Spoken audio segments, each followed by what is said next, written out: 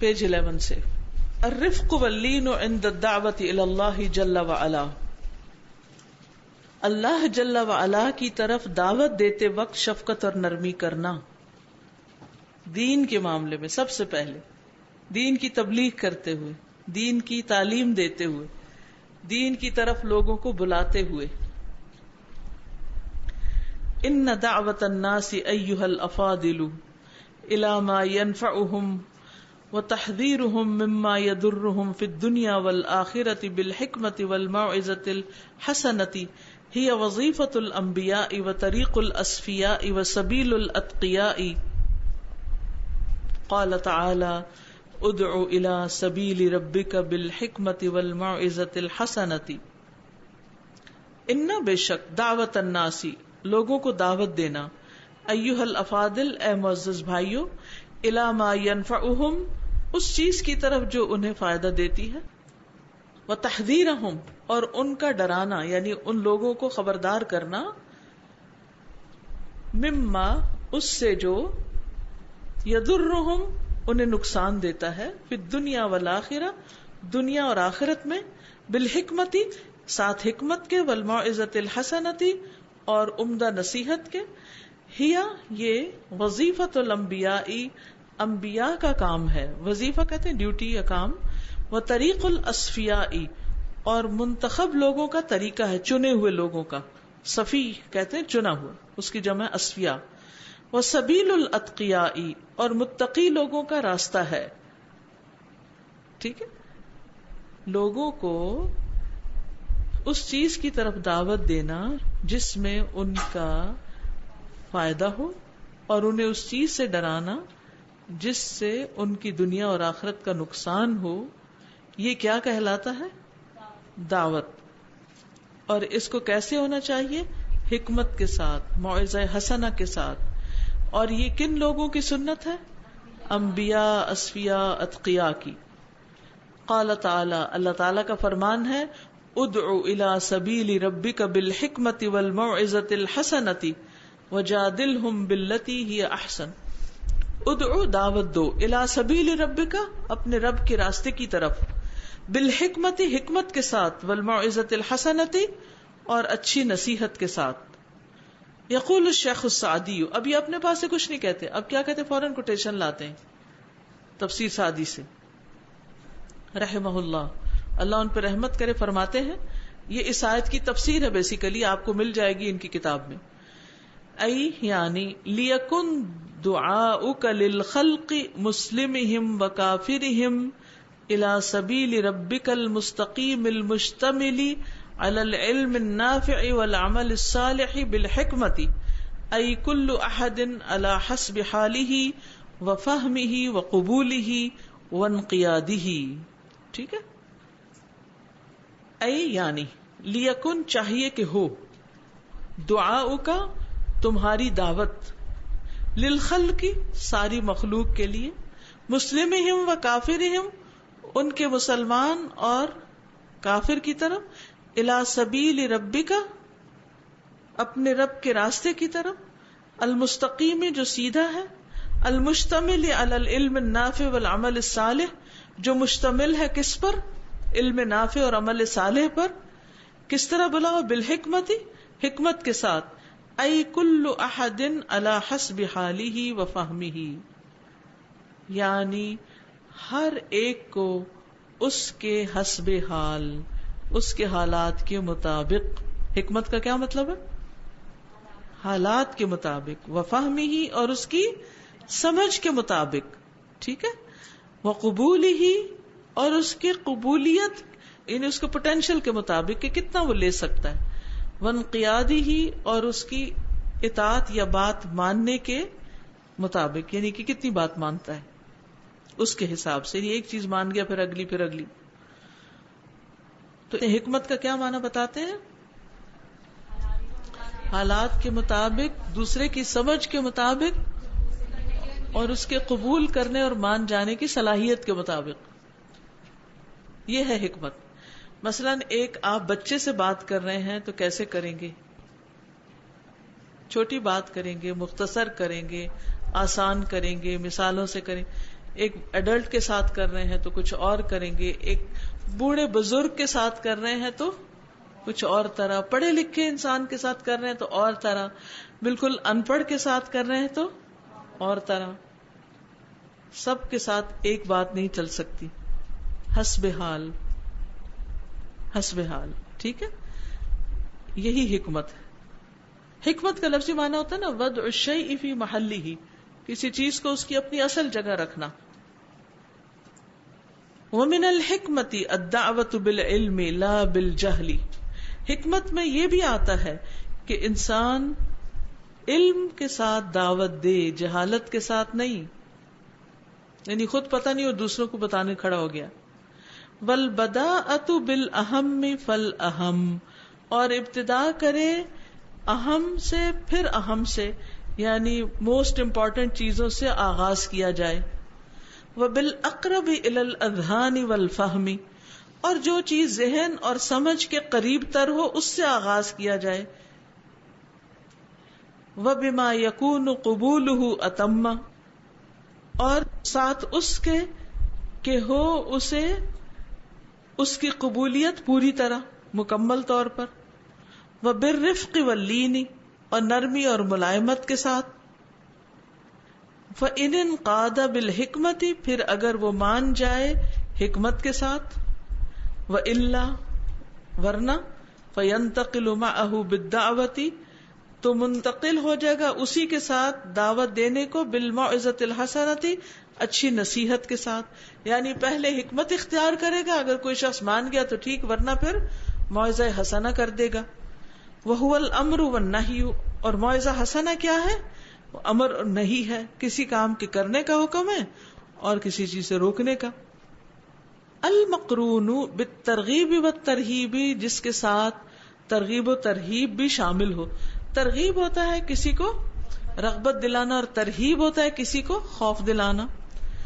اما بما تشتمل علیہ الاوامر من المصالح وتعدادها، خواہ جو مشتمل ہو ایسے احکامات پر جن میں کوئی مصلحت پنہاں ہے، وتعدادها، یا ان کی تعداد کے بارے میں بات کرے.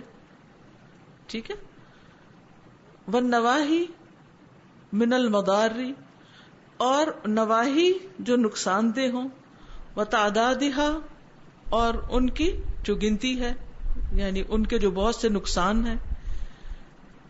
وَإِمَّا بِذِكْرِ اِكْرَامِ، خواہ اس کے اکرام کے ذکر کے ساتھ من قام بدین اللہ، جو اللہ کے دین کے ساتھ کھڑا ہوا یا جس نے اللہ کے دین کو قائم کیا. وَإِحَانَةِ مَن لَّمْ يَقُمْ بِهِ، اور ان کی احانت کا ذکر کر کے جنہوں نے اس کو قائم نہیں کیا، یعنی اس پر عمل نہیں کیا. تو شیخ سعدی یہاں کیا کہتے ہیں کہ اللہ کے دین کی طرف بلانے کے لیے حکمت بھی چاہیے اور موعظہ حسنہ بھی چاہیے. آغاز حکمت کے ساتھ کریں گے اور پھر منتقل ہو جائیں گے کس کی طرف؟ موعظہ حسنہ. اور وہ موعظہ حسنہ کیا ہوتی؟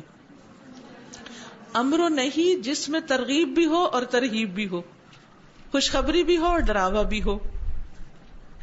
اور کیا ہو کہ ان احکامات کا ذکر کیا جائے کہ جن میں کچھ مصلحتیں ہوں، فائدے ہوں، اور ان نواہی کا ذکر کیا جائے جن کے کچھ نقصان بھی ہوں اور ان کا ذکر بھی کیا جائے. اور پھر اس شخص کے ذکر کے ساتھ کیا جائے جس نے اللہ کی بات مانی اور اس کو دنیا اور آخرت میں عزت ملی، اور اس کے برعکس ان کا بھی ذکر کر دیا جائے کہ جنہوں نے بات نہیں مانی اور ان کے ساتھ معاملہ ذلت کا ہوا. ماننے والوں میں سے کوئی ایک شخص، کسی کی مثال دیجئے جو قرآن نے مثال دی ہے موعظہ حسنہ کی، ایک کہانی یا ایک قصے کے ذریعے کہ جس میں ایک شخص نے اللہ کی بات مانی تو اللہ نے اس کا اکرام کیا. جی یس، سورۃ یاسین میں وَجَاءَ مِنْ أَقْصَى الْمَدِينَةِ رَجُلٌ يَسْعَى قَالَ يَا قَوْمِ اتَّبِعُوا الْمُرْسَلِينَ اتَّبِعُوا مَن لَّا يَسْأَلُكُمْ أَجْرًا وَهُم مُّهْتَدُونَ وَمَا لِيَ لَا أَعْبُدُ الَّذِي فَطَرَنِي وَإِلَيْهِ تُرْجَعُونَ. پھر اس کے بعد کیا ہوا؟ اس کی قوم نے اس کو مار ڈالا. اس نے جب قوم کو پیغام دیا قوم نے مار ڈالا. اللہ نے اس کو کہاں داخل کر دیا؟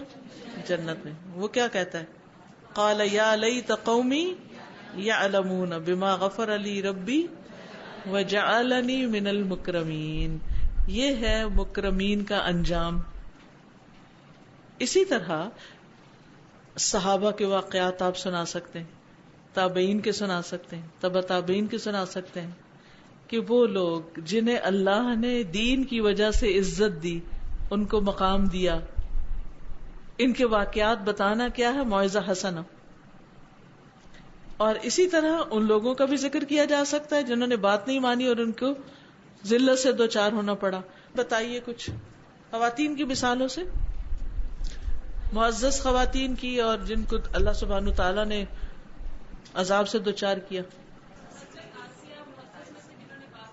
جی ہاں, حضرت مریم, امرأۃ لوط, امرأۃ نوح. جی ہاں, ٹھیک ہے. تو بات سمجھ آ گئی. یہ واقعات جو قرآن مجید میں بتائے گئے ہیں یہ اسی مقصد کے تحت بتائے گئے. اس سے دل نرم ہوتے ہیں نا, انسان کو ایک چیز سمجھ آتی ہے کہ بھئی اس شخص نے یہ کیا, اس کا یہ انجام ہوا, اگر میں نے کیا تو میرے ساتھ کیا ہوگا. سورۃ کہف میں باغ والے کا واقعہ ہے اور نوجوانوں کا واقعہ ہے. نوجوانوں کو اللہ نے کیا دیا؟ سورۃ کہف پڑھی ہوئی ہے نا, پڑھا ہوگا.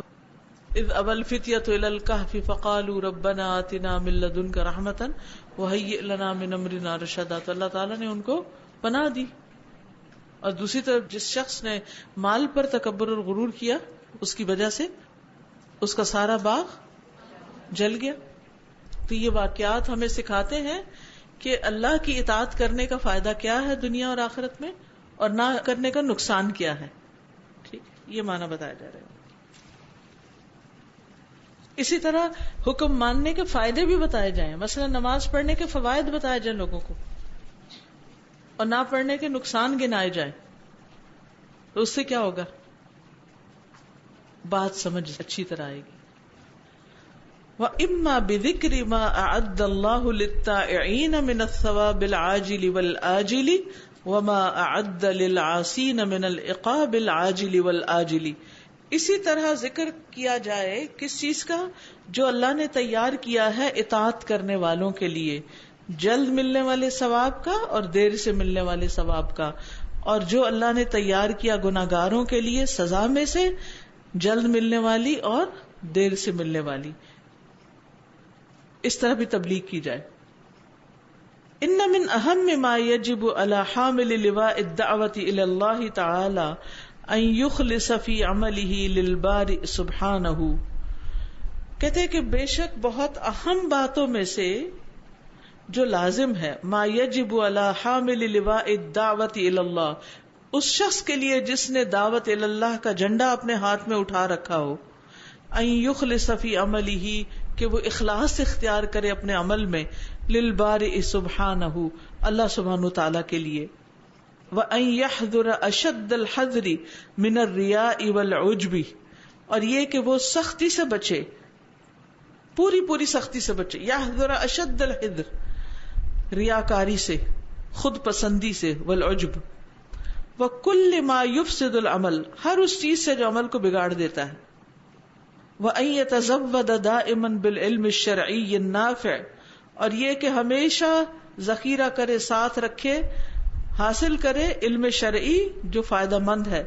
الذی هو عدتہ, وہی جو اس کی تیاری ہے, فی نشر خیر, خیر کو پھیلانے میں, وعلیہ, اور اس پر لازم ہے, ایھا الکرام, اے معزز بھائیو, ان یتحلی عند دعوتہ الناس بالرفق ولین الجانب, کہ وہ لوگوں کو دعوت دیتے وقت نرمی کے ساتھ اور نرم معاملے کے ساتھ, یعنی نرم پہلو کے ساتھ, نرمی کے ساتھ آراستہ ہو کر ان کے ساتھ معاملہ کرے. وَأَن يَبْتَعِدَ عَنِ التَّنْفِيرِ, نفرت دلانے سے یا نفرت والی باتوں سے پرہیز کرے, اور شدت اور سختی سے, مَا لَمْ تَدْعُ الْحَاجَةُ إِلَى ذَلِكَ, جس کی کوئی ضرورت بھی نہیں. لأن هذا هو سبیل من اراد ان یأمر بالمعروف وینہی عن المنکر، کیونکہ یہی وہ راستہ ہے اس کا جس نے ارادہ کیا کہ وہ امر بالمعروف اور نہی عن المنکر کرے. تو بہرحال یہاں پر ابن عثیمین کی باتوں میں تبلیغ کی حکمت کی باتیں بتائی گئی ہیں. بیسیکلی اس میں تھوڑی سی چیزیں ایکسٹرا بھی ہیں، لیکن ان کے کہنے کا مطلب یہ ہے کہ نرمی پھر ہوتی کیا ہے. ان یتحلی عند دعوتہ الناس بالرفق ولین الجانب، یعنی کہ زبان کی بھی نرمی ہو اور معاملے کی بھی اور رویے کی بھی اور اپنے انداز سے بھی نرمی ظاہر ہو رہی ہو. اب آپ بتائیے کیا سمجھ آئیے اور آپ کچھ کہنا چاہیں تاکہ صرف میں ہی نہ بولتی رہوں. السلام علیکم. ایک سوال تھا استاذہ. ہاں جی. اس میں انہوں نے پہلے حکمت کا ذکر کیا ہے، پھر یہ کہا ہے کہ اگر وہ نہ کام کرے پھر وہ چیز منتقل ہو جائے گی موعظہ حسنہ کی طرف. مجھے یہ بات سمجھ نہیں ہے، کیا موعظہ حسنہ کانٹینٹ اور حکمت سٹائل نہیں ہے؟ مطلب وائی از ہی سینگ کہ ایک چیز اگر نہ ہی کام کی حکمت تو پھر آپ نہیں، اس کا مطلب یہ نہیں کہ کام نہیں کی تو تب ہو. ٹھیک ہے، اس کا مطلب یہ ہے کہ ابتدا جو ہے اس سے کرے، پھر آگے بڑھے، پھر اس کے ساتھ ساتھ یہ ہے کہ کانٹینٹ بھی ایسا ہو. یعنی بعض اوقات ہوتا ہے نا کسی کو تھوڑی سی بات بتائیں تو وہی کافی ہو جاتی، کسی کو زیادہ مثالیں دینی پڑتی اور زیادہ آگے بڑھنا پڑتا ہے. یعنی حکمت میں پلاننگ بھی آ جاتی ہے، وہ طریقہ کیا اختیار کرنا ہے، کب کرنا ہے، کس موقع پہ کرنا ہے، بات کب کرنی. مثلا آپ اس کو صرف اپنے بچوں کے کانٹیکس میں لیں کہ آپ ان کو دین کی طرف لانا چاہتے ہیں، نصیحتوں سے آغاز کریں گے یا کسی اور چیز سے؟ موعظہ حسنہ کیا اچھی نصیحتیں، آغاز کس سے کریں گے؟ نصیحتیں کرنے کے لیے پہلا درجہ کیا کرنا ہے آپ کو؟ نہیں، سب سے پہلے آپ دیکھیں گے کب بات کرنی ہے. بہت سے لوگ یہ حکمت نہیں اختیار کرتے، نتیجہ کیا ہوتا ہے؟ بچہ اسکول سے آیا ہے، بھوک لگی ہے اس کو، جاتے ہوئے وہ اپنا بستر یا کپڑے ٹھیک نہیں رکھ کے گیا اور آپ صبح سے غصے میں بھرے ہوئے ہیں. آپ نے اس کو آج ادب سکھانا ہے. اب کیا ہوگا؟ جو عقل مند ماں ہوگی نا پہلے انتظار کرے گی کہ اچھا آئے، کپڑے بدلے، کھانا کھائے، ریلیکس ہو جائے، پھر میں بات کرتی ہوں. وہ بات بھی کہاں سے کرے گی؟ ڈائریکٹ اس ٹاپک سے نہیں کرے گی کہ تم نے یہ نہیں کیا، یہ نہیں کیا، یہ نہیں کیا. کہاں سے آغاز کرے گی؟ چلیے آپ ہی بتائیے کہاں سے شروع کریں گی. مجھے پتہ چل رہا ہے کہ آپ عملی زندگی میں کیسے کرتے ہیں حکمت سے کام. اسکول میں جو کچھ ہوا اس کے بارے میں پہلے پوچھ لیں، پھر اس کے بعد اور کیا کرنا ہے، آج کیا پلان ہے، کیسے کیسے کرنا ہے، کیا کیا کرنا ہے. اور ہاں تم یہ بتاؤ کہ صبح تم جلدی میں تھے، تم یہ سب کچھ چھوڑ گئے تھے، تم چاہتے تھے کہ تمہاری اماں یہ سب کچھ کرے، ہے نا؟ ٹھیک ہے. یعنی بجائے اس کے کہ آپ اس کو نصیحتیں شروع کر دیں، پہلے آپ گراؤنڈ پریپیئر کریں گے. دیکھیے ایک بیج بھی لگانا ہوتا ہے نا، جس سے آپ کو پودا چاہیے تو آپ کو پہلے کیا کرنا پڑتا ہے؟ زمین نرم کرنی پڑتی ہے کہ اس بیج کو ایکسپٹ کرے. ہل بھی چلانا پڑتا ہے، پانی کا ترکاؤ بھی کرنا پڑتا ہے، اور پھر اس کے اندر بیج ڈالتے ہیں اور پھر مناسب وقت میں مناسب پانی دیتے ہیں. یہ نہیں نہر بہا دیتے ہیں اس پہ، وہ تو سارے بیج بھی ساتھ ہی لے جائے گی. یعنی حکمت کا تعلق اس پلاننگ کے ساتھ ہے، اور آغاز میں جو چیز آئے گی اور پھر آہستہ آہستہ آپ منتقل ہو جائیں گے نصیحتوں پر. پھر آپ دیکھیں آگے انہوں نے ایکسپلین کیا نا، یعنی کتنی مقدار میں ہو، کیسے ہو. کیونکہ بعض اوقات ہم ٹو مچ نصیحتیں کر دیتے ہیں، اس کا نقصان کیا ہوتا ہے؟ سنی بلاک کر لیں گے. لٹرلی ان کو کچھ سمجھ نہیں آئے گی کہ آپ کیا کہہ رہے ہیں ان کو، کیونکہ وہ سن ہی نہیں رہے اور وہ ان کے کان پک چکے ہیں اور وہ روز یہی بات سنتے ہیں اور وہ آپ کو آگے سے خود ہی بتا دیں گے اب آپ یہ کہنے والے ہیں. ہر گھر میں یہی ہو رہا ہے کیونکہ ہم حکمت سے خالی ہیں. کیونکہ ہم بھی عادی ہو چکے نا ایک خاص انداز میں بات کرنے کے، وہ فائدہ دے رہا ہے یا نہیں دے رہا. ہم کہتے 100 دفعہ کہا ہے کوئی اثر نہیں ہے، ان کو پتہ نہیں کیسے سمجھائیں انہیں. تو اس کا طریقہ انہوں نے بتایا ہوا ہے. دیکھیں اس کو آپ دوبارہ گھر جا کے پڑھیں گے نا تو آپ کو اور اچھی طرح یہ باتیں سمجھ آئیں گی جس وقت ہو رہی ہیں. کیونکہ ابھی آپ عربی پہ بھی فوکس کرتے ہیں, ترجمے پہ بھی کرتے ہیں, اور اس کے ایکسپلینیشن پر بھی اور مثالوں پہ, تو ٹو مینی تھنگس اکٹھی ہو رہی ہیں. لیکن اب اس پروسیس سے تو مشکل عسر سے نکلنا ہے تاکہ یسر بھی آپ کو ملے, آپ کے لیے آسانی ہو. اب سمجھیں آپ اس وقت تفسیر سعدی پڑھ رہے ہیں, ٹھیک ہے, اس کا یہ سٹائل ہے, اس کا یہ مزاج ہے. اگر آپ گھر جا کے 5 دفعہ صرف اس پیراگراف کو پڑھ لیں گے نا تو آپ کو تفسیر سعدی پڑھنی آ جائے گی. کیونکہ ہر رائٹر کا ایک انداز ہوتا ہے نا, ان کی باتیں مختصر ہوتی. ان کی کتاب آپ نے ایک پڑھی تھی, وہ کون سی تھی؟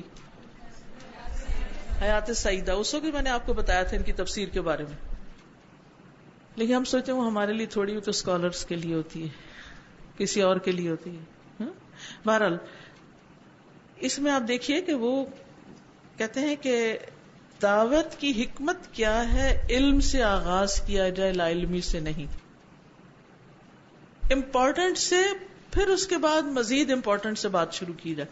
فل اہم گریجولی, چھوٹے سے بڑے سٹیپ لیے جائیں. وبالاقرب الی الاذہان والفہم, جو سمجھ آنے والی بات ہو. وبما یکون قبولہ اتم, جسے دوسرا پوری طرح قبول کر لے. وبالرفق واللین, رفق لین بھی ہو. فإن انقاد بالحکمت, اگر مان جائے حکمت کے ساتھ. وإلا فینتقل معہ, اب آپ کا جواب مل گیا, ٹھیک ہے.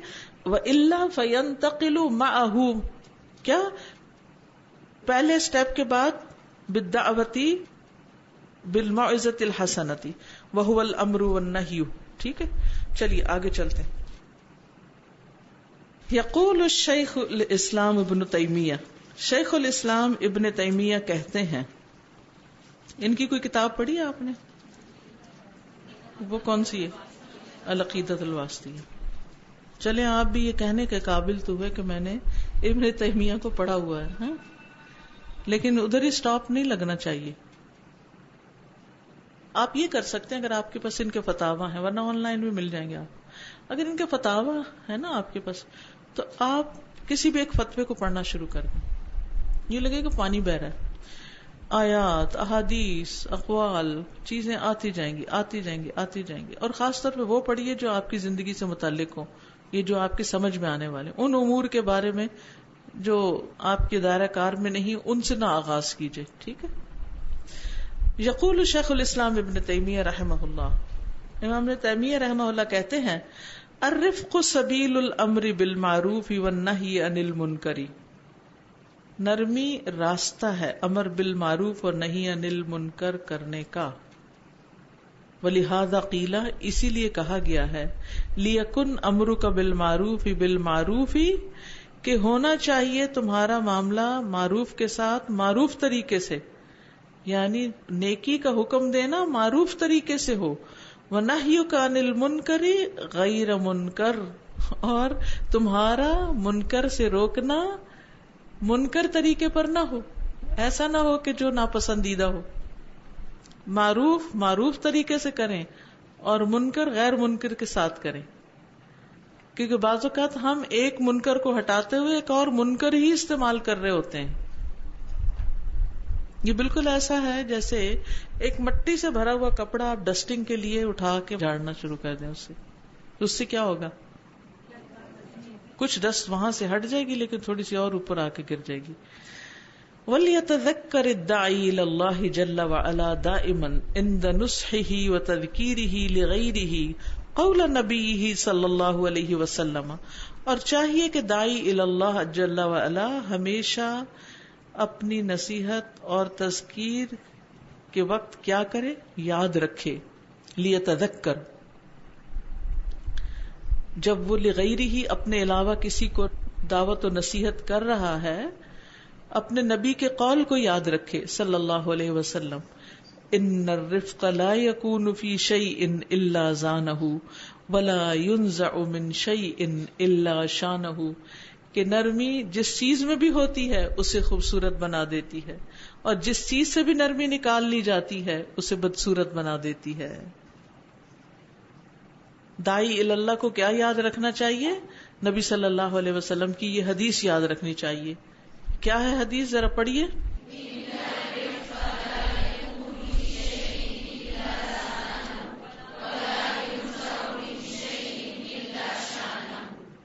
بغیر دیکھے پڑھیے.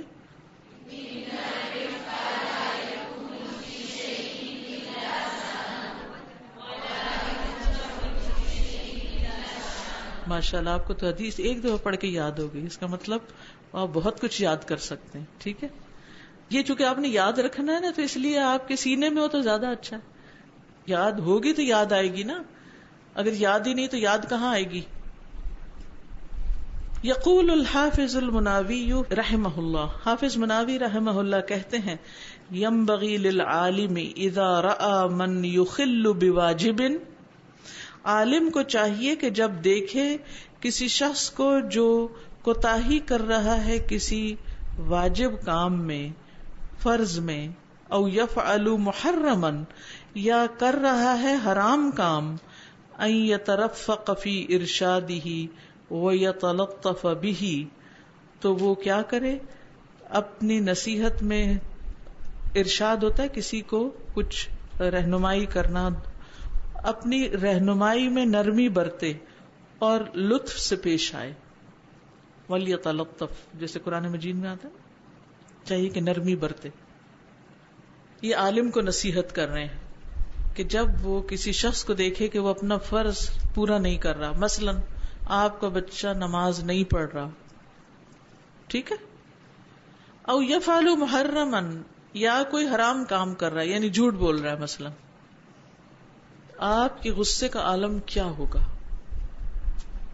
جب پتہ چلتا ہے کہ آپ کا کوئی عزیز قریبی پیارا غلط کام کر رہا ہے یا پھر کسی فرض سے کوتاہی کر رہا ہے، تو پھر ہم سے صبر نہیں ہوتا. آپ کہتے ہیں یہ تو میں برداشت ہی نہیں کر سکتے. کتنا مشکل ہے اس وقت ان کی اس نصیحت پہ عمل کرنا. ان یترفق فی ارشادہ، کہ وہ اس وقت جو نصیحت دے رہا ہے نا، رہنمائی کر رہا ہے یا سمجھا رہا ہے، اس میں نرمی برتے، وہ یتلطف اور لطف سے کام لے. وَلْيَقْرَأْ سِيرَةَ نَبِيِّهِ صلی اللہ علیہ وسلم، اسے چاہیے کہ نبی صلی اللہ علیہ وسلم کی سیرت پڑھے. کس کو پڑھنی چاہیے سیرت؟ الداعی الی اللہ کو. داعی الی اللہ صرف گھر سے باہر نہیں ہوتا، گھر کے اندر بھی ہوتا ہے، ٹھیک ہے. اور اس سیرت میں خاص طور پر غلطیوں کی اصلاح کا نبوی طریقہ کتاب بہت ہی بہترین ہے. ضرور وہ آپ کے پاس ہونی چاہیے، اور تھوڑی تھوڑی کر کے آپ اس کو پڑھتے رہیے، بہت رہنمائی ملے گی. کسی بڑے سے بڑے کاؤنسلر سے بہترین رہنمائی کرتی ہے یہ کتاب، کہ نبی صلی اللہ علیہ وسلم نے غلطیوں کی اصلاح کیسے کی. کیونکہ ہمیں ہر دم اپنے گھروں میں ادھر ادھر ان چیزوں سے واسطہ پیش آتا رہتا ہے. معاملہ خراب ہی جب ہوتا ہے جب ہم کسی کے اندر غلطی دیکھتے ہیں اور اس کو غلط طریقے سے دور کرتے ہیں، منکر کو منکر کے ساتھ دور کرنے کی کوشش کرتے ہیں، تو اس کی اصلاح نہیں ہوتی. وَكَيْفَ كَانَ رَفِيقًا وَحَلِيمًا عِنْدَ دَعْوَتِهِ، وہ کتنے رفیق و حلیم تھے، نرم اور بردبار تھے اپنی دعوت دینے میں، وَنُصْحِهِ لِلنَّاسِ، اور لوگوں کو نصیحت کرنے میں، خیر خواہی کرنے میں. فَعَنْ مُعَاوِيَةَ بْنِ الْحَكَمِ السُّلَمِيِّ رضی اللہ عنہ، معاویہ بن حکم سلمی رضی اللہ عنہ سے روایت ہے، قال کہتے ہیں، بینا اس اسنا میں، انا اصلی مع رسول اللہ صلی اللہ علیہ وسلم، کہ میں رسول اللہ صلی اللہ علیہ وسلم کے ساتھ نماز پڑھ رہا تھا. اذ عطس رجل من القوم، کہ لوگوں میں سے ایک شخص نے، نمازیوں میں سے ایک شخص نے چھینک مار دی. فقلت، تو میں نے کہہ دیا، یرحمک اللہ، اللہ تم پہ رحم کرے. چھینک کا جواب دے دیا اونچا سے نماز کے بیچ میں. فرمان القوم بابصارہم، رمی ہوتا ہے کس کو کہتے ہیں؟ تیر مارنا یا پتھر مارنا یا کسی بھی چیز کو پھینکنا. ماری مجھے قوم نے اپنی آنکھیں، یعنی گھورا مجھے، لٹرل میننگ یعنی سارے لوگ مجھے گھورنے لگ گئے، میری طرف دیکھ کے گھورنے لگے. فقلت تو میں نے کہا وا ثقل امیا، ہائے میری ماں مجھے روئے. ثقالا کہتے ہیں رونے والی عورت کو، یعنی میری ماں مجھے روئے، یعنی مجھے گم پائے، یعنی جب میں نہیں ملوں گا تو وہ کیا کرے گی، روئے گی. یہ لٹرل میننگ ہے، لیکن مطلب یہ ہے کہ جیسے ہم اردو میں عام طور پہ کہہ دیتے ہیں ہائے میری کم بختی یا کچھ. ما شأنکم تنظرون الیہ، تمہیں کیا ہوا ہے کہ میری طرف دیکھ رہے ہو، یہ سب میری طرف کیوں دیکھ رہے ہیں. وہ کہنے لگا فجعلوا یضربون بأیدیہم، یعنی پہلے تو یرحمک اللہ کہا تھا، اب تو یہ پورا بول پڑے. تو وہ اپنے ہاتھ مارنے لگے علی افخاذہم، اپنی رانوں پر، یعنی اپنی ٹانگ کے اوپر والے حصے میں، گھٹنے سے اوپر کا جو حصہ ہے نا، اس میں اپنے ہاتھ مارنے لگے کہ یہ کیا کر رہے ہو. فلما رأیتہم یصمتوننی، پھر جب میں نے انہیں دیکھا کہ یہ تو مجھے چپ کرا رہے ہیں، لکنی سکت، لیکن میں چپ ہو گیا، یعنی لگا تو مجھے بڑا برا یا عجیب، لیکن میں چپ ہو گیا. فلما صلی رسول اللہ صلی اللہ علیہ وسلم، جب رسول اللہ صلی اللہ علیہ وسلم نماز پڑھا چکے، فبی ابی ہو و امی، میرے ماں باپ آپ پہ قربان، ما رأیت معلما قبلہ ولا بعدہ احسن تعلیما منہ، نہیں میں نے دیکھا کوئی بھی معلم، کوئی استاد، نہ آپ سے پہلے نہ آپ کے بعد، جو آپ سے زیادہ اچھی تعلیم دیتا ہو.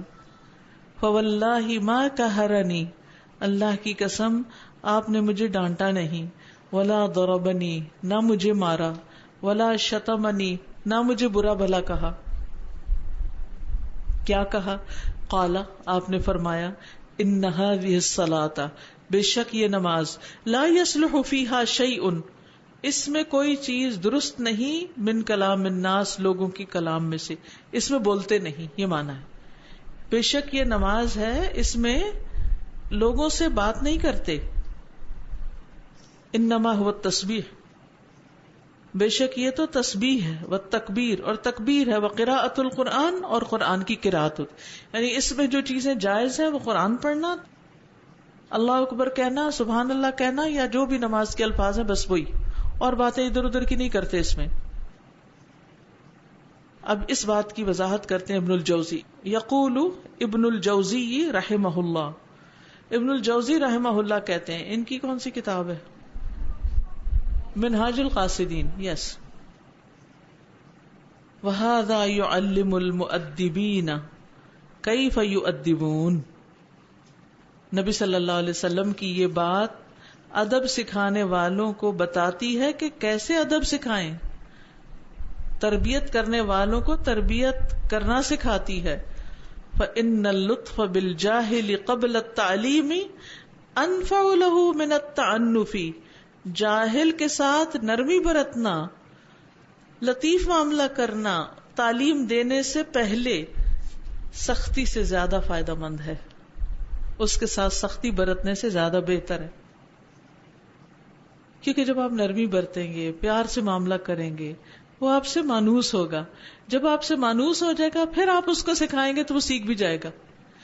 جن بچوں کے اندر استاد کا غیر ضروری خوف ہوتا ہے وہ سیکھ نہیں پاتے، وہ بھاگ جاتے ہیں. ثم لا وجہ للتعنف لمن لا يعلم، پھر کوئی ضرورت ہی نہیں ہے کس چیز کی، سختی کرنے کی. کس کے ساتھ؟ لمن لا يعلم، جو جانتا ہی نہیں، جس کے پاس علم نہیں، اس بیچارے کے ساتھ سختی کر بھی کیوں رہے ہو تم، جسے پتہ ہی نہیں. کتنی لاجیکل بات ہے. انما يعنف من خالف مع العلم، سختی تو اس کے ساتھ کی جاتی ہے جو علم کے باوجود مخالفت کرتا ہے، بات نہیں مانتا. جس کو سب پتا ہے پھر بھی وہ نہیں مانتا، پھر بھی نہیں سمجھتا، وہ تو اور بات ہے کہ آپ اس کو ڈسپلن کریں. لیکن ایک بندہ جو جانتا ہی نہیں ہے، آپ اس کو مارنا پیٹنا شروع کر دیں یا ڈانٹ ڈپٹ شروع کر دیں تو وہ سیکھ نہیں سکتا. تو اس چیز کا لحاظ رکھنا بہت ضروری. اب ہو سکتا ہے اس سے آپ کہیں کہ ہم تو بچوں کو 10 دفعہ بتا چکے ہیں، اب تو ہم سختی کر سکتے ہیں. جی کر سکتے ہیں آپ سختی، لیکن اس کا بھی ایک انداز ہوتا ہے نا کہ سختی بھی وہ کرنی چاہیے جس سے کام ہو جائے. دیکھیں نا، جس بوتل کا ڈھکن آرام سے کھل جاتا ہے وہاں سختی کی ضرورت ہوتی نہیں. اور جو سختی سے بند ہوتا ہے پھر اس کو آپ جب کھولتے ہیں تو کیسے کھولتے ہیں؟ زور لگا کے کھولتے ہیں. لیکن اس کو بھی نرم کرنے کا ایک طریقہ ہوتا ہے. وہ کیا ہوتا ہے؟ جی گرم پانی میں ڈال دیں. جو دروازہ آسانی سے نہیں کھلتا آپ کیا کرتے ہیں؟ تیل ڈال دیتے ہیں, اس کو نرم ہو جاتا ہے, کھلنے لگ جاتا ہے. ورنہ آپ کو بہت زور لگانا پڑتا ہے. تو یا تو یہ کہ آپ زور لگاتے رہیں یا آپ یہ تیل لگا دیں, دونوں میں سے ایک کام کر لیں. اس کو نرم کر لیں, اس کو تیار کر لیں, اس کو کسی طرح منا لیں. لیکن ہر وقت کی سختی, ہر روز کی سختی, ہر کام میں سختی, یہ سختی کا بھی پھر کوئی فائدہ نہیں رہتا. ٹھیک ہے, آپ میں سے کوئی کچھ کہنا چاہے تو کہے. آج آپ بولے نہیں, یا تو بہت مشکل ہے یا بہت ہی آسان ہے. ہاں جی بولی. میں یہ کہہ رہی تھی کہ جیسے دھاتوں کو دوسری شکل دینی ہوتی ہے, ڈھالنا ہوتا ہے, تو اس وقت بھی اس کو پہلے نرم کرتے ہیں. Yes. پھر موقع کے حساب سے اس پہ ہتھوڑا مارا جاتا ہے, پھر اس کو شیپ دی جاتی ہے. اور اگر اس دوران میں جو ہم مقصد حاصل کرنا چاہتے ہیں تو وہ غلط جگہ غلط ٹائم پہ چوٹ دے دی جائے تو وہ ٹوٹ جاتی ہے وہ چیز. بالکل صحیح. تو اسی طرح یہ بچوں کی تربیت یا یہ جو بڑے ہو کے بھی جو نہیں مان رہے ہوتے ان کے لیے بھی یہی طریقہ ہے کہ وہ پہلے ان کو اس اسٹیٹ آف مائنڈ میں لایا جائے جہاں کہ وہ سننے پر آمادہ ہوں, پھر ان کو وہ بات لاجیکلی سمجھائی جائے. صحیح. یہ مثال بہت اچھی ہے کہ جیسے دھات ہے, لوہا ہے, یہ کسی بھی چیز سے, یہ سب کچھ جو بنا ہوا ہے ان سب چیزوں کو پہلے نرم کیا گیا, گرم کیا گیا, پگھلایا گیا, پھر اس کے بعد اس سے چیزیں تیار کی گئیں. اگر ایسا نہ کیا جائے اور ویسے ہی ان کو گھڑنا شروع کر دیں تو ٹوٹ جائیں گی, بنے گی نہیں. جی استاذہ, مجھے یوں فیل ہو رہا تھا یہ بک پڑھ کے کہ ہم جب قرآن پڑھ لیتے ہیں, پھر ہم جب پڑھانا شروع کرتے ہیں باہر, تو باہر عموماً پھر حالات ہمارے بہتر ہوتے ہیں. مجھے ایسے محسوس ہو رہا تھا کہ ہم باہر کی تو اصلاح کر رہے ہیں لیکن ہم اپنے گھروں میں بگاڑ پیدا کرتے جا رہے ہیں. تو اگر ایسا ہو کہ باہر کی اصلاح کر لیں کچھ تھوڑی بہت بھی اور اپنے گھروں میں کمی رہ جائے تو پھر تو بہت سخت پوچھ ہے. بالکل, کیونکہ ہم اصل میں نرم نہیں ہوتے نا اندر سے, تو پھر باہر جا کے تھوڑی دیر تو نرم رہتے ہیں, پھر تھک جاتے ہیں اس نرمی سے, پھر واپس آ کے اصل روپ میں آ جاتے ہیں, ٹرو کلرز میں آ جاتے ہیں. کیونکہ دو طرح کے مزاج ہوتے ہیں, ایک سخت مزاج, ایک نرم مزاج. جو نرم مزاج ہوگا اس کی ایک ہیبٹ ہوگی نرمی سے کام کرنے کی, کسی وقت سخت ہو جائے گا. لیکن جو سخت مزاج ہوگا وہ عام طور پر کم ہی نرمی کرتا ہے پھر. جی اور کوئی؟ وعلیکم السلام. میڈم, ہم آپ کے اس مقصد پہ پہنچ گئے ہیں کہ جن میں نرمی ہوگی تو ان گھروں میں کشادگی ہوگی. خدا کرے حالات جیسے بھی ہوں یا ان کا گھر چھوٹا بھی ہو, لیکن جس گھر میں نرمی ہے ادھر کشادگی ضرور ہوگی. کیونکہ جس بندے میں نرمی نہیں ہوگی تو ان کے الفاظ ایسے نکلیں گے ہر بندے کا کہ وہ پتھر ہوں گے. جس میں نرمی آ گئی تو وہ تو ایک فلاورز کا بنچ بن گیا, تو اس سے تو پھول ہی بکھریں گے. خدا کرے گھر جتنا بھی چھوٹا ہو, خدا کرے آمدن کس طرح بھی ہو, تو گھر جنت ہی رہے گا. بولیے. جیسے بچوں کی تربیت کے حوالے سے ہم بات کر رہے ہیں سختی کی, بعض اوقات اس طرح ہوتا ہے کہ بچے جب نماز کے لیے ان کو کہا جاتا ہے یا نماز ان کے سامنے پڑھی جاتی ہے تاکہ وہ اس کی طرف راغب ہوں, اور ہم نرمی کا بیہیویئر رکھتے ہیں ان کے ساتھ کہ ہم ان کو آرام سے کہتے ہیں, ایک دفعہ کہتے ہیں, اس طرح کہتے ہیں, لیکن وہ پھر بھی اس کی طرف راغب نہیں ہو پا رہے ہوتے. ایسی سچویشن میں کس طریقے سے ان کو اس طرف لے کر آیا جائے؟ اس میں یہ ہے کہ ایک تو ان کی تعلیم ضروری ہے کہ ہم انہیں نماز کا کہتے کیوں ہیں, اس کا فائدہ کیا ہے, اور یہ نماز کی عمر کے شروع ہونے سے پہلے ہی ذہن سازی کرنی شروع کر دی جائے, زندگی کا مقصد سمجھایا جائے, ہم آئے کیوں ہیں دنیا میں, اللہ کی نعمتیں یاد کرائی جائیں, یعنی تعلیم اور تربیت کا سلسلہ شروع کیا جائے. اور پھر جب اس عمر کو پہنچ جائیں تو پھر 7 سے 10 سال تک 3 سال کا عرصہ ہے کہ ہم نرمی کے ساتھ ان کی ٹریننگ کرتے رہیں. 10 سال میں جا کے پھر ان کے اوپر سختی کی جا سکتی ہے, اور اس وقت بھی سختی کرنے کا مطلب یہ نہیں کہ ان کو ہڈی پسلی توڑ دیں یا پھر بہت زیادہ چیخیں چلائیں یا کچھ اس طرح کا کریں. مطلب یہ ہے کہ وہ جو نرمی اور ریلیکسیشن اور جو ان کے ساتھ معاملہ پہلے ہو رہا تھا ڈھیلا ڈھالا, وہ نہ رکھا جائے, بلکہ اب ان کو باقاعدہ مانیٹر کیا جائے اور انہیں اس چیز پر لے آیا جائے اس میں جو چیز بہت فائدہ دیتی ہے کہ صرف آرڈر کرنے کی بجائے خود ساتھ شامل کر کے نماز پڑھیں. لڑکے ہیں تو باپ کے ساتھ پڑھیں, لڑکیاں ہیں تو ماں کے ساتھ پڑھیں. اکٹھے نماز پڑھنے سے بھی نماز آسان ہو جاتی ہے. اور پھر عین اس وقت نہیں, پہلے سے تیار کیا ہوا کہ یہ نماز ہم اس وقت پڑھیں گے, اس وقت یہ چیز بہت فائدہ دیتی ہے کہ بچوں کو پہلے سے پتا کون سا کام کس وقت کرنا ہے. پھر وہ دیکھ لیتے ہیں اچھا یہ ہمارا ٹائم ہے, ہم اپنا ہوم ورک کر لیں, یہ کھیل لیں, یہ کچھ بھی کر لیں. اب وہ بچے اگر گلی میں کھیل رہے ہیں اپنے دوستوں کے ساتھ اور آپ کھڑکی سے آواز دے رہی ہیں جلدی گھر آؤ نماز پڑھو, تو وہ پھر مشکل ہوگی اس کے لیے نکلنا وہاں سے. لیکن اگر آپ نے اس کو پہلے سے بتایا ہوا ہو 4 بجے تمہارے کھیلنے کا ٹائم ہے, 3:45 عصر شروع ہو جاتی ہے, 3:45 آپ نماز پہلے پڑھیں گے پھر کھیلنے جائیں گے, تاکہ وہ کھیل کو بھی انجوائے کر سکے اور اس کو یہ بھی پتا ہو کہ یہ بھی ٹائم ٹیبل کا حصہ ہے کہ نماز پڑھنی ہے مجھے. ڈسپلن کرنے کی ضرورت ہے. جی نیکسٹ آپ بولیے. سادہ جی مجھے یہ سمجھ آ رہی ہے کہ جیسے اصل جو مقصد قرآن کا بھی ہے یا اللہ تعالیٰ کا, وہ ہم نرم کرنا ہے. اور جیسے سورہ حشر میں جو آیت ہے کہ اگر ہم اس قرآن کو نازل کرتے اعلیٰ جبل, کسی پہاڑ پر بھی, تو تم دیکھتے اس کو کہ وہ گر رہا ہے یا ریزہ ریزہ ہو رہا ہے من خشیت اللہ. تو پہلے ایک چیز اگر پہاڑ کی خصلت ہی اس کے اندر سے سختی نکل جائے گی, اس کی خصلت ہی چینج ہو جائے گی, وہ ریزہ ریزہ ہو جائے گا. پھر جو چیز ریزہ ریزہ ہو جاتی ہے, ریت کی طرح ہو جاتی ہے, تو وہ تو پھر کسی بھی سانچے میں ڈھل جاتی ہے. تو خود بھی نرم ہونا ہے اور اگلے کو بھی نرم کرنا ہے, یہی قرآن کا مقصد نظر آ رہا ہے. اور اس میں مجھے جو حضرت خدیجہ رضی اللہ عنہا کی ایک مثال یاد آ رہی ہے کہ جب نبی صلی اللہ علیہ وسلم غار حرا سے تشریف لائے تھے تو ظاہر ہے بہت شدید آپ خوف زدہ تھے آپ صلی اللہ علیہ وسلم, اور آپ نے فرمایا کہ مجھے کمبل اڑا دو, مجھے میری جان کا ڈر ہے.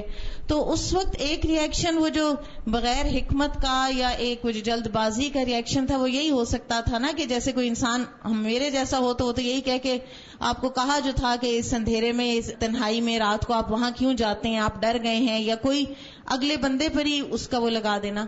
تو انہوں نے پہلے ان کو کمبل اڑا دیا, پھر جب آپ صلی اللہ علیہ وسلم کی فزیکل سٹیٹ ذرا نارمل ہوئی تو پھر انہوں نے وہ الفاظ استعمال کیے کہ جو واقعی ان کو کانفیڈنس دیتے تھے کہ اللہ آپ کو ضائع نہیں کرے گا. وہ خود بھی پینک نہیں ہوئی. استاذہ میں یہ دیکھ رہی تھی کہ اگر ترجیح ہماری دعوت اللہ ہو تو ہم دوسرے کاموں میں اپنے آپ کو اتنا نہ تھکائیں کہ جب دعوت دینے لگیں تو بالکل ایگزاسٹ ہو چکے ہوں, تو ہمارا رویہ بے صبری کا اور جلد بازی کا اور زور دے کر بات کرنے کا یہ سب ختم ہو جائے. صحیح, کسی بھی کام میں جب ہم اس کو ڈیلے کر کے کرتے ہیں تو اسی وقت ہم اس طرح کی حرکت کر رہے ہوتے ہیں. یعنی اگر کھانا پکانے کا وقت پر شروع کر لیا تو آپ دیکھیں کام لیا آپ سارے کام مکمل کر لیں, اور اگر لاسٹ مومنٹ پہ آپ شروع کریں گے تو پھر آپ خود بھی شور مچائیں گے اور سب کو بھی ساتھ پریشان کریں. یعنی اسکول جانا ہے, کہیں جانا ہے, کام پہ جانا ہے, اگر آپ ٹائملی تیار ہو رہے ہیں تو ٹھیک, ورنہ کیا ہوگا لاسٹ مومنٹ پہ شور ہنگامہ ہی ہوگا. جیسا ایک چھوٹی سی مثال ہے کہ جب ہم نل کھولتے ہیں پانی کے لیے تو اگر ہم اس کو سختی سے بند کریں اور سختی سے کھولیں تو وہ جو نل فکس کرنے والے ہوتے ہیں نا, وہ سینیٹری والے, وہ کہتے ہیں جی جب زور سے بند کریں گے تو تھوڑے دنوں بعد یہ لیک کرنا شروع ہو جائے گا, کیونکہ اس کے اندر جو واشر ہے وہ رکھی گئی ہے. اس کو آپ نرمی سے بند کریں تو آپ کا نل زیادہ دیر چلے گا, اگر آپ سختی سے بند کریں گے تو بڑی جلدی کریک ہو جائے گا. جی, تو ایک مثال ہے کہ نرمی سے جو ہے وہ انسان کے کام بہت دیر تک اچھے نکل جاتے ہیں. اور جیسے بوتل کا ڈھکن ہے نا, اگر آپ بہت کس کے بند کریں گے تو کیا ہوگا, اس کی چوڑیاں جو ہیں کھل جائیں گی, دوسری طرف سے کھل جائے گا, وہ چوڑیاں جو ہے ڈھیلا ہو جائے گا. تو ہمارے نل جو عام طور پر لیک کر رہے ہوتے ہیں اسپیشلی پبلک پلیسز میں اور اس طرح کی جگہوں پر, وہ اس لیے کر رہے ہوتے ہیں کہ ہمارے اندر شدت ہے کہ ہم سمجھتے ہیں زور سے بند کریں گے تو یہ زیادہ, حالانکہ اس کو نرمی سے بند کرنا چاہیے. ہم نا 2 ایکسٹریم پر ہوتے ہیں, یا ٹھیک سے بند نہیں کریں گے, ڈھیلا ہی چھوڑ دیں گے وہ بہتر ہے, یا کریں گے تو حد درجہ سخت کر دیں گے, اس کو صحیح طریقہ اختیار نہیں کرتے. استاذہ سم ٹائمز ہمارے ذہن میں یہ بات بہت زیادہ آتی ہے کہ اگر ہم سختی نہیں کریں گے تو ہمارا روب کیسے بیٹھے گا لوگوں پہ, اور نرم ہوں گے تو لوگ کارپیٹ بنا کر ہمارے اوپر سے گزر جائیں گے اور ہمیں بہت ہی نیچے لگا لیں گے. نبی صلی اللہ علیہ وسلم کو کتنا روب دیا گیا تھا, نصرت بالرعب مسیرۃ شہر, مہینے کی مسافت تک, یعنی اتنی دور بھی آپ کا دشمن ہے تو آپ سے روک کھائے گا, اور آپ سے زیادہ کوئی نرم تھا؟ یہ ہماری غلط فہمی ہے. ٹھیک ہے. استاذہ اسی طرح حضرت عمر کی پرسنالٹی میں بھی جب ہم سوچتے ہیں تو ہمارے ذہن میں یہی آتا ہے، مطلب کہ وہ سخت، ایک طرح سے سختی پہلے آتی ہے ہمارے ذہن میں. تو حضرت عمر کی پرسنالٹی کے اندر نرمی بھی تھوڑی سی ہے، عاجزی تھی اس کے ساتھ. جی. جب کسی نے ان سے کہا اتق اللہ تو کیا کیا؟ نیچے گال لگا لیا. بالکل. تو ہر چیز کا ایک موقع ہوتا ہے، ٹھیک ہے نا، اور ہر پرسنالٹی فرق ہوتی.